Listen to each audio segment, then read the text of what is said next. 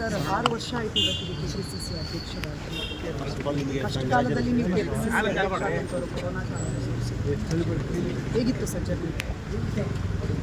ಇದೆಲ್ಲ ಎಕ್ಸ್ಪ್ಲೇನ್ ಮಾಡ್ತೀನಿ, ಇವತ್ತು ಬೇಡ. ನಾಳೆ ನಾವು ಪ್ರೆಸ್ ಕಾನ್ಫರೆನ್ಸ್ ನಾಳೆ ಮಾಡೋಣ ಅಂತ ಪ್ರೆಸ್ ಕಾನ್ಫರೆನ್ಸ್, ಇವತ್ತು ಬೇಡ.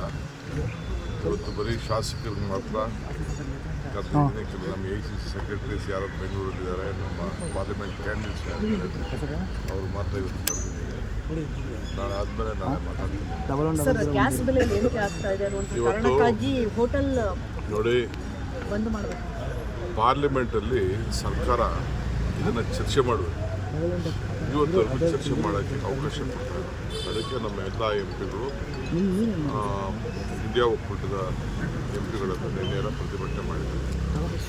ಯಾಕೆ ಅವ್ರಿಗೆ ಭಯ?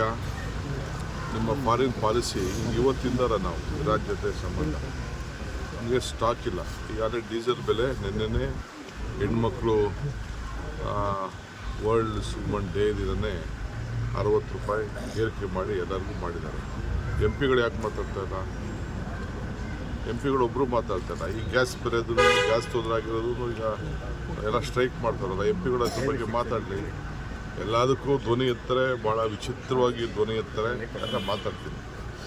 ಆಮೇಲೆ ಗೌಡ್ರು ಕೂಡ ಪಾಪ ಅವರು ಮೇಕೆದಾಟು ಎತ್ತಿನೊಳಗೆ ಮಾತಾಡಿದ್ದಾರೆ. ನಾನು ಅವ್ರ ಪಾರ್ಟಿಯವ್ರಿಗೆ ಹೇಳಿದ್ದೀನಿ, ಅಸೆಂಬ್ಲಿಯಲ್ಲಿ ಈ ವಿಚಾರನ ತೆಗೆದ್ಲಿ, ನಾನು ಪಾರ್ಲಿಮೆಂಟಲ್ಲಿ ಮಾತಾಡ್ತೀನಿ. ಅಟ್ಲೀಸ್ಟ್ ನಮ್ಮ ಕಾಲದಲ್ಲಿ ಏನು ಮಾಡಿದ್ದೀವಿ ಅಂತ ನಾನು ಹೇಳ್ತೀನಿ. ಇವತ್ತು ಪಾಪ ಅವ್ರಿಗೆ ಸುಮ್ಮನೆ ನಾನು ಡಿಸ್ಟರ್ಬ್ ಮಾಡೋದು ಸರಿ ಇಲ್ಲ. ಈ ವಯಸ್ಸಿನಲ್ಲಿ ನಾನು ಅಟ್ಯಾಕ್ ಮಾಡ್ದಂಗೆ ಆಗ್ತದೆ. ನನಗೆ ಅಟ್ಯಾಕ್ ಮಾಡೋಕ್ಕೆ ಇಷ್ಟ ಇಲ್ಲ. ಸೊಲ್ಯೂಷನ್ ಅವರೇ ಹೇಳಲಿ.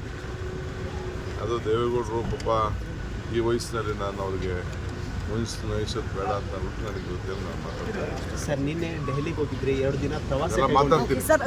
ನೀವು ಸಣ್ಣ ಆಗ್ಬೇಕಲ್ವಾ? ಅದು ಒಂದು ಉತ್ತಮ ಆಹಾರದಿಂದ ಸಣ್ಣ ಆಗ್ಬೇಕಲ್ವಾ? ಪ್ರತಿದಿನ ನಮ್ಮ ಜೀನಿ ಸ್ಲಿಮ್ ನ ಯೂಸ್ ಮಾಡಿ ಯಾವುದೇ ಸೈಡ್ ಎಫೆಕ್ಟ್ ಇಲ್ದಂಗೆ ನೀವು ಸಣ್ಣ ಆಗ್ತೀರಾ.